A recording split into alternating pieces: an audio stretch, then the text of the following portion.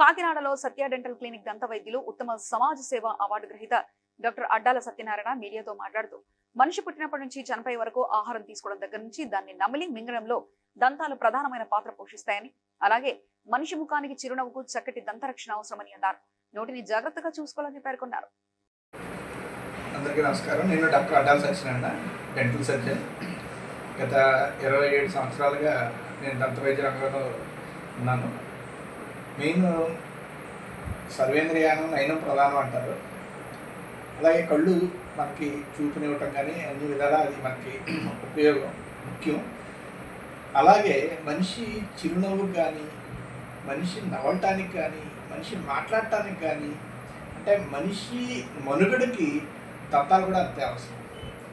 Main ఇక్కడ మీకు ఇంకో విషయం చెప్పాలి ఏంటంటే, దీంట్లో ఇంకొక ముఖ్యమైన విషయం ఏంటంటే, ఆ నోరు చిగుళ్ళు వ్యాధులు, చిగుళ్ళు వాపులు, నోట్లో రక్తనాట్లు ఇటువంటి జరిగితే అది మళ్ళీ మనం తీసుకునే ఆహారం ద్వారా లోపలికి వెళ్ళి కార్డియక్ సమస్యలు కూడా వచ్చే అవకాశం. అంటే ఒక నోరు సరిగ్గా ఉండకపోవడం వల్ల మన శరీరంలో ప్రతి అవయవానికి ఏదో ప్రాబ్లం అవుతుంది. జీర్ణకోశ వ్యాధి అవ్వనండి, అలాగే కార్డియాలజీ అవ్వనండి, ఏదైనా అవ్వచ్చు.